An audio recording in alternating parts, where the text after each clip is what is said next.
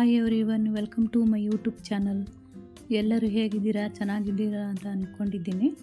ನಾನಿಲ್ಲಿ ತುಂಬ ರುಚಿಕರವಾದ ತಿನ್ನಲಿಕ್ಕಂತೂ ಅಷ್ಟು ಚೆನ್ನಾಗಿದೆ, ಸಿಂಪಲ್ಲಾಗಿ ಸಮೋಸ ಹೇಗೆ ಮಾಡೋದು ಅಂತ ತೋರಿಸ್ತಾ ಇದ್ದೀನಿ. ಯಾರು ಕೂಡ ವಿಡಿಯೋ ಸ್ಕಿಪ್ ಮಾಡದೆ ಕೊನೆ ತನಕ ನೋಡಿ. ಇನ್ನು ಯಾರೆಲ್ಲ ನಮ್ಮ ಚಾನಲ್ನ ಸಬ್ಸ್ಕ್ರೈಬ್ ಮಾಡ್ಕೊಂಡಿಲ್ಲೋ ಪ್ಲೀಸ್ ಸಬ್ಸ್ಕ್ರೈಬ್ ಮಾಡ್ಕೊಂಡು ನೋಡಿ, ಸಪೋರ್ಟ್ ಮಾಡಿ. ಬನ್ನಿ ಹೇಗೆ ಮಾಡೋದು ಅಂತ ನೋಡೋಣ. ನಾನಿಲ್ಲಿ ಸ್ವಲ್ಪ ಮಾಡ್ತಾ ಇರೋದ್ರಿಂದ ಸ್ವಲ್ಪ ಒಂದು ಅರ್ಧ ಕಟ್ಟಷ್ಟು ಪಾಲಕ್ ಸೊಪ್ಪನ್ನು ತೊಗೊಂಡಿದ್ದೀನಿ. ಪಾಲಕ್ ಎಲೆಗಳನ್ನು 10ರಿಂದ 12 ಇರ್ಬೋದು, ಅಷ್ಟು ತೊಗೊಂಡಿದ್ದೀನಿ. ಇದನ್ನು ಇವಾಗ ಚೆನ್ನಾಗಿ ತೊಳೆದು ಸ್ವಲ್ಪ ನೀರು ಹಾಕಿ ಕುದಿಲಿಕ್ಕೆ ಇಡ್ತೀನಿ. ತುಂಬ ಚೆನ್ನಾಗುತ್ತೆ, ಒಮ್ಮೆ ಟ್ರೈ ಮಾಡಿ ನೋಡಿ. ಇವಾಗ ಬಿಸಿ ಮಾಡಲಿಕ್ಕೆ ಇಟ್ಟಿದ್ದೀನಿ. ಇದು ಕುದಿ ಬಂದು ಸ್ವಲ್ಪ ಕಲರ್ ಚೇಂಜ್ ಆಗುತ್ತಲ್ಲ ಅಲ್ಲಿವರೆಗೂ ನೋಡಿ ಈ ಥರ ಕುದಿಸ್ಕೋಬೇಕು. ತಿನ್ನಲಿಕ್ಕಂತೂ ತುಂಬ ರುಚಿಯಾಗಿರುತ್ತೆ. ಇದು ಟ್ರೈ ಮಾಡಿ ಒಮ್ಮೆ. ಇಷ್ಟ ಆದರೆ ಸಾಕು. ಇವಾಗ ಇದು ಆಗಿದೆ, ಬೆಂದಿದೆ. ಒಂದು ಕುದಿ ಬಂದರೆ ಸಾಕು. ಇವಾಗ ಒಂದು ಚಿಕ್ಕ ಗ್ಲಾಸಲ್ಲಿ 1 ಗ್ಲಾಸಷ್ಟು ಬಟಾಣಿನ ರಾತ್ರಿ ನೆನೆಸಿಟ್ಟಿದ್ದು ಬೇಯಲಿಕ್ಕೆ ಇಟ್ಟಿದ್ದೀನಿ. ಇವಾಗ 1 ಬೌಲಷ್ಟು ಮೈದಾ ಹಿಟ್ಟನ್ನು ತಗೊಂಡು ಒಂದು ಅರ್ಧ ಸ್ಪೂನ್ ಆಗುವಷ್ಟು ಅಜ್ವಾನ್ ತಗೊಂಡು ಅದನ್ನು ತಿಕ್ಕಿ ಸ್ವಲ್ಪ ಹಾಕ್ಕೊಂಡಿದ್ದೀನಿ ಮೈದಾ ಹಿಟ್ಟಿಗೆ. ಸ್ವಲ್ಪ ಉಪ್ಪು. ಇದು 6 ಗಂಟೆ ಮೇಲೆ ಮಾಡ್ತಾ ಇರೋದು, ಲೈಟಿಂದ ಇದು ಆಗ್ತಾಯಿತ್ತು ತುಂಬ. ಈಗ ಇದು ತಣ್ಣಗಾಗಿದೆ ಪಾಲಕ್ ಎಲೆಗಳೆಲ್ಲ.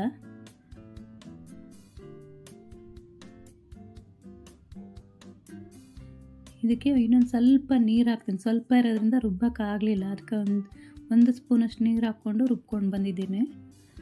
ಜಾಸ್ತಿ ಆದರೆ ಅದರಲ್ಲೇ ನೀರು ಬಿಡುತ್ತೆ. ಇಲ್ಲಿ ಸ್ವಲ್ಪ ಉಪಯೋಗಿಸ್ತಾ ಇರೋದ್ರಿಂದ ರುಬ್ಲಿಕ್ಕೆ ಆಗಲಿಲ್ಲ, ಅದಕ್ಕೆ ಸ್ವಲ್ಪ ನೀರು ಹಾಕ್ಕೊಂಡು ರುಬ್ಕೊಂಡು ಬಂದಿದ್ದೀನಿ. ಇದಕ್ಕಿವಾಗ 1 ಸ್ಪೂನ್ ಆಗುವಷ್ಟು ಬೆಣ್ಣೆ ಹಾಕ್ಕೊಳ್ತಾ ಇದ್ದೀನಿ. ಬೆಣ್ಣೆ, ತುಪ್ಪ, ಎಣ್ಣೆ ಯಾವುದಾದ್ರೂ ಹಾಕ್ಕೋಬೋದು. ಇದು ನಮ್ಮ ಮನೆಯಲ್ಲೇ ಮಾಡಿರುವಂಥ ಬೆಣ್ಣೆ 1 ಸ್ಪೂನ್ ಆಗುವಷ್ಟು ಹಾಕ್ಕೊಂಡಿದ್ದೀನಿ. ನಾನು ಸ್ವಲ್ಪ ಮಾಡ್ತಾ ಇರೋದ್ರಿಂದ ಸ್ವಲ್ಪ ಉಪಯೋಗಿಸ್ತಾ ಇದ್ದೀನಿ. ಇದನ್ನು ಇವಾಗ ನೀರು ಹಾಕೋದೇ ಚೆನ್ನಾಗಿ ಕಲಿಸ್ಕೋಬೇಕು. ತುಂಬ ಗಟ್ಟಿ ಇರಬೇಕು, ಚಪಾತಿ ಹಿಟ್ಟಿಗಿಂತನೂ ಜಾಸ್ತಿ ಗಟ್ಟಿ ಇರಬೇಕು ನೋಡಿ. 1 ಸ್ಪೂನ್ ಅಷ್ಟೇ ನೀರು ಉಪಯೋಗಿಸಿ ಇಷ್ಟು ಗಟ್ಟಿ, ತುಂಬ ಗಟ್ಟಿಯಾಗಿ ನಾನು ಚೆನ್ನಾಗಿ ನಾದ್ಕೊಂಡಿದ್ದೀನಿ. ನೀರನ್ನು 1 ಸ್ಪೂನ್ ಅಷ್ಟೇ ಉಪಯೋಗಿಸ್ಕೊಂಡಿರೋದು, ಅಷ್ಟು ಗಟ್ಟಿ ಇದೆ ಹಿಟ್ಟು. ಚೆನ್ನಾಗಿ ನಾದ್ಕೊಂಡಿದ್ದೀನಿ ನೋಡಿ, ಎಷ್ಟು ಗಟ್ಟಿ ಇದೆ. ಇದಕ್ಕಿವಾಗ ಒದ್ದೆ ಬಟ್ಟೆ ಮಾಡಿ ಮುಚ್ಚಿಡಬೇಕು. ಇದಕ್ಕೆ ಇನ್ನೊಂದು ಬೌಲ್ ಮುಚ್ಚಿಡ್ತೀನಿ ನೋಡಿ. ಇದು ಪನ್ನೀರನ್ನು ಚಿಕ್ಕದಾಗಿ ಕಟ್ ಮಾಡ್ಕೊಳ್ತೀನಿ. ಸಮೋಸ ತಿನ್ನುವಾಗ ಪನ್ನೀರು ತುಂಬ ಸಾಫ್ಟಾಗಿ ಬರುತ್ತೆ, ಆಮೇಲೆ ಕ್ರಿಸ್ಪಿಯಾಗಿದೆ, ಸ್ವೀಟಾಗಿದೆ, ಮತ್ತು ಹುಳಿಯಾಗಿ ಕೂಡ ಇದೆ. ತಿನ್ನಲಿಕ್ಕಂತೂ ಎಷ್ಟು ತಿಂದರೂ ಸಮಾಧಾನ ಅಂತ ಅನಿಸಲ್ಲ, ಅಷ್ಟು ಟೇಸ್ಟಿಯಾಗಿದೆ. ಟ್ರೈ ಮಾಡಿ. 1-2 ತಿಂದರೂ ಸಮಾಧಾನ ಆಗಲ್ಲ, ಅಷ್ಟು ರುಚಿಯಾಗಿರುತ್ತೆ. ಇದನ್ನು ಇವಾಗ ಚಿಕ್ಕದಾಗಿ ಕಟ್ ಮಾಡಿದ್ದೀನಿ, ದೊಡ್ಡ ಪೀಸಾಗಿ ಕಟ್ ಮಾಡ್ಕೊಳ್ತಾ ಇಲ್ಲ, ತುಂಬ ಚಿಕ್ಕದಾಗಿ ಈ ಥರ ಕಟ್ ಮಾಡ್ಕೊಂಡಿದ್ದೀನಿ ನೋಡಿ. ಇಷ್ಟು ಚಿಕ್ಕದಾಗಿರಬೇಕು. ಇಲ್ಲಿ ಮೀಡಿಯಮ್ ಗಾತ್ರದ್ದು 1 ಈರುಳ್ಳಿ ತೊಗೊಂಡಿದ್ದೀನಿ, 4 ಹಸಿಮೆಣಸಿನ್ಕಾಯಿ ಚಿಕ್ಕದು. ಇದನ್ನಿವಾಗ ಈ ಥರ ತುಂಬ ದೊಡ್ಡದು ಅಲ್ಲ, ತುಂಬ ಚಿಕ್ಕದು ಅಲ್ಲ, ನಾವೇನು ಪನ್ನೀರ್ ಕಟ್ ಮಾಡ್ಕೊಂಡಿದ್ದೇವಲ್ಲ ಅದನ್ನು ಆ ಥರ ಕಟ್ ಮಾಡ್ಕೊಂಡಿದ್ದೀನಿ. ಇಲ್ಲಿ ಹಸಿಮೆಣಸಿನ್ಕಾಯಿ ಮತ್ತು ಕೊತ್ತಂಬರಿ ಸೊಪ್ಪನ್ನು ಕಟ್ ಮಾಡಿ ಇಟ್ಕೊಂಡಿದ್ದೀನಿ. ಇದು 1/4 ಟೀ ಸ್ಪೂನಷ್ಟು ಧನಿಯಾ, ಇದನ್ನ ಹಾಗೆ ಜಜ್ಜಿಟ್ಕೊಳ್ತೀನಿ. ಧನಿಯಾನ ಪೌಡ್ರ್ ಮಾಡ್ತಾಯಿಲ್ಲ, ಜಜ್ಜಿಟ್ಕೊಂಡಿದ್ದೀನಿ. ಈಗ ಒಂದು ಬಾಣಲಿಗೆ ಎಣ್ಣೆ ಹಾಕಿ 2 ಸ್ಪೂನಷ್ಟು ಎಣ್ಣೆ ಹಾಕ್ಕೊಂಡಿದ್ದೀನಿ. ಅದಕ್ಕೆ ಜೀರಿಗೆ ಮತ್ತು ಜಜ್ಜಿಟ್ಕೊಂಡಂಥ ಕೊತ್ತಂಬರಿ ಕಾಳನ್ನು ಹಾಕ್ಕೊಂಡಿದ್ದೀನಿ. ಧನಿಯಾ ಕಾಳನ್ನು ಜಜ್ಜಿಟ್ಕೊಂಡಿದ್ದು ಹಾಕ್ಕೊಂಡು ಅದು ಜೀರಿಗೆ ಸಿಡಿದ ನಂತರ ಕಟ್ ಮಾಡಿಟ್ಕೊಂಡಂಥ ಈರುಳ್ಳಿನ ಹಾಕ್ಕೊಂಡಿದ್ದೀನಿ. ಇದನ್ನು ಸ್ವಲ್ಪ ಬಾಡಿಸ್ಕೋಬೇಕು.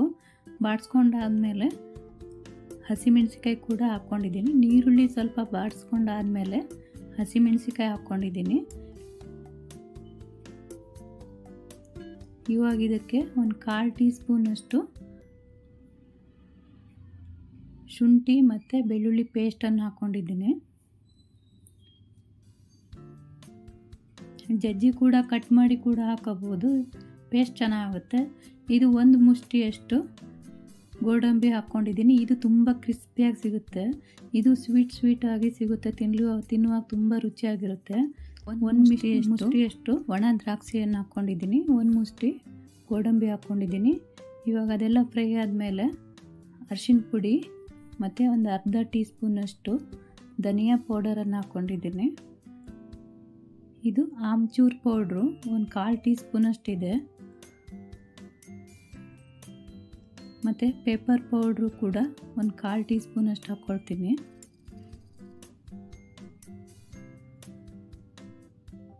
ಖಾರದ ಪುಡಿ 1 ಸ್ಪೂನಷ್ಟಿದೆ, ಅದು ನಮಗೊಂದು ಸ್ವಲ್ಪ ಖಾರ ಜಾಸ್ತಿ ಬೇಕು. ಒಂದು ಸ್ವಲ್ಪ ಗರಂ ಮಸಾಲೆ ಹಾಕ್ಕೊಂಡಿದ್ದೀನಿ, ಸ್ವಲ್ಪ ಹಿಂಗೆ ಹಾಕ್ಕೊಳ್ತೀನಿ.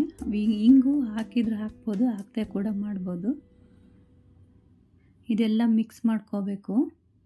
ಇದನ್ನೆಲ್ಲ ಮಾಡುವಾಗ ಸಣ್ಣ ಉರಿಯಲ್ಲೇ ಮಾಡ್ಕೋಬೇಕು. ಈಗ ಒಂದು ಸ್ವಲ್ಪ ಟೇಸ್ಟಿಗೆ ತಕ್ಕಷ್ಟು ಉಪ್ಪು, ಬಟಾಣಿ ಬೇಯಿಸುವಾಗ ಸ್ವಲ್ಪ ಉಪ್ಪು ಹಾಕ್ಕೊಂಡಿದ್ದೆ. ಇವಾಗ ಬೇಯಿಸಿಟ್ಕೊಂಡಂಥ ಬಟಾಣಿ ಕೂಡ ಹಾಕ್ಕೊಳ್ತಾ ಇದ್ದೀನಿ. ಆಮ್ಚೂರ್ ಪೌಡ್ರು ಮತ್ತು ಧನಿಯಾ ಪೌಡರ್, ಖಾರದ ಪುಡಿ, ಪೇಪರ್ ಪೌಡ್ರ್ ಎಲ್ಲ ಹಾಕ್ಕೊಂಡಿದ್ದೀನಿ. ಇವಾಗ ಕಟ್ ಮಾಡಿ ಇಟ್ಕೊಂಡಂಥ ಸಣ್ಣ ಉರಿಯಲ್ಲೇ ಇಟ್ಕೋಬೇಕು. ಕಟ್ ಮಾಡಿ ಇಟ್ಕೊಂಡಂಥ ಪನ್ನೀರನ್ನು ಹಾಕ್ಕೊಳ್ತಾ ಇದ್ದೀನಿ. ಹಾಕಿ ಸಣ್ಣ ಉರಿಯಲ್ಲಿ ಚೆನ್ನಾಗಿ ಮಿಕ್ಸ್ ಮಾಡ್ಕೋಬೇಕು ಒಂದು 5 ನಿಮಿಷ. ಎಷ್ಟು ಚೆನ್ನಾಗಿರುತ್ತೆ ಅಂದರೆ ಹುಳಿ, ಉಪ್ಪು, ಖಾರ, ಸ್ವೀಟು ಮತ್ತು ಗೋಡಂಬಿ ಎಲ್ಲ ಕ್ರಿಸ್ಪಿಯಾಗಿ ಸಿಗುತ್ತೆ, ಪನ್ನೀರೆಲ್ಲ ಸ್ಮೂತಾಗಿ ಸಿಗುತ್ತೆ, ಒಣ ದ್ರಾಕ್ಷಿ ಎಲ್ಲ ಸ್ವೀಟಾಗಿ ಸಿಗುತ್ತೆ. ಈಗ ಗ್ಯಾಸ್ ಆಫ್ ಮಾಡಿಕೊಂಡು ಕೊತ್ತಂಬರಿ ಸೊಪ್ಪನ್ನು ಹಾಕ್ಕೊಳ್ತಾ ಇದ್ದೀನಿ. ಇನ್ನೂ ಒಂದು ಸಲ ಚೆನ್ನಾಗಿ ಮಿಕ್ಸ್ ಮಾಡ್ಕೊಳ್ತೀನಿ. ತುಂಬ ರುಚಿಯಾಗಿರುತ್ತೆ, ಟ್ರೈ ಮಾಡಿ. ಎಷ್ಟು ತಿಂದರೂ ಸಾಕಾಗಲ್ಲ, ಅಷ್ಟು ರುಚಿ ಇರುತ್ತೆ. ಇದಾಗಿದೆ.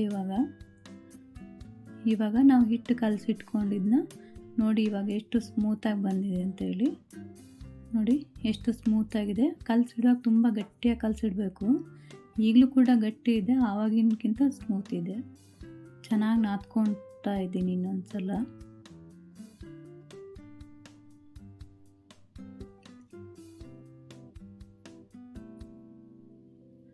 ನಾವು ನಾದ್ಕೊಂಡೆ ಸ್ಮೂತ್ ಆಗಬೇಕದು ನೋಡಿ. ಇವಾಗ ನಿಮಗೆ ಎಷ್ಟು ದೊಡ್ಡದು ಬೇಕು, ನಾನಿಲ್ಲಿ ಚಿಕ್ಕ ಸಮೋಸ ಮಾಡ್ತಾಯಿದ್ದೀನಿ, ತುಂಬ ದೊಡ್ಡದು ಮಾಡ್ತಾಯಿಲ್ಲ. ಹಾಗಾಗಿ ಚಿಕ್ಕದು ಮಾಡ್ಕೊಂಡಿದ್ದೀನಿ. ಇದರಲ್ಲಿ ಒಂದು 10 ಸಮೋಸ ಆಗಿದೆ ಅಷ್ಟೇ. ನಾ ಕಲಸಿದ ಹಿಟ್ಟಲ್ಲಿ ಚಿಕ್ಕದಾಗಿ ಮಾಡಿ ಒಂದು 10 ಸಮೋಸ ಆಗಿದೆ.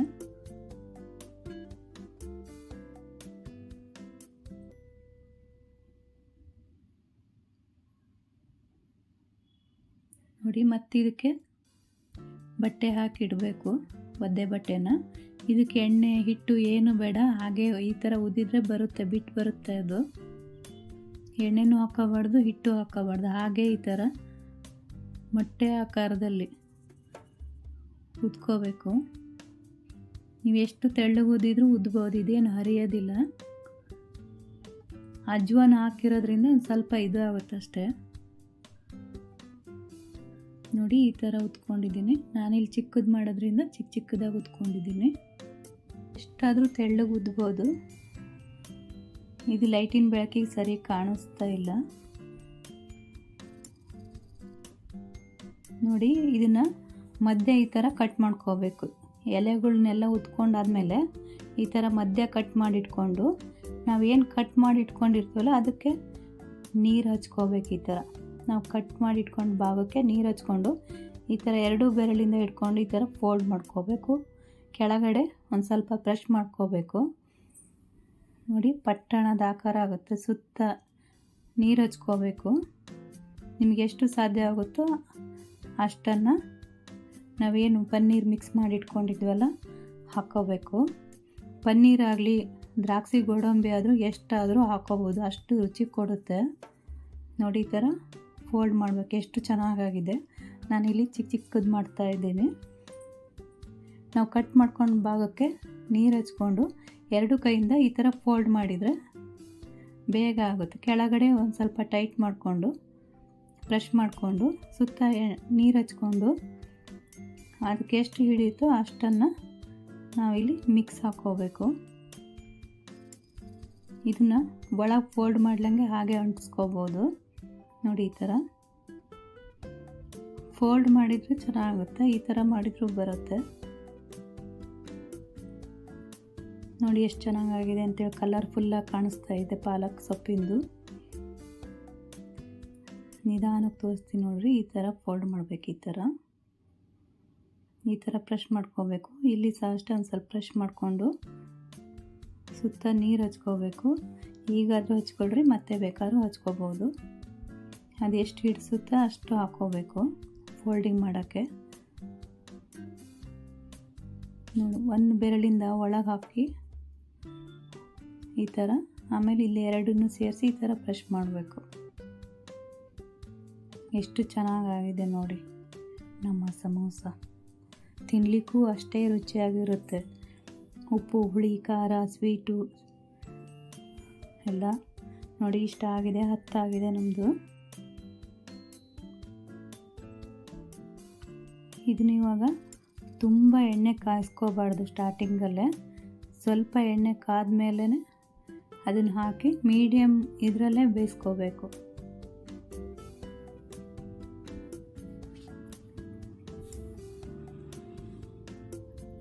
ಸ್ವಲ್ಪ ಆದಮೇಲೆ ಉಲ್ಟಾ ತಿರುಗಿಸಿ, ಅದು ಕಲರ್ ಚೇಂಜ್ ಆಗುತ್ತೆ, ಒಂದು ಸ್ವಲ್ಪ ಗೋಲ್ಡ್ ಕಲರಿಗೆ ಬರುತ್ತೆ.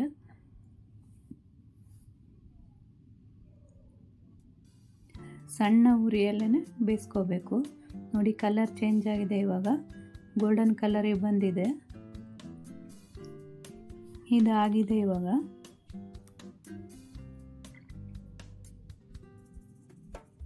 ನೋಡಿ, ಮತ್ತೆ ಹಾಕ್ತಾ ಇದ್ದೀನಿ.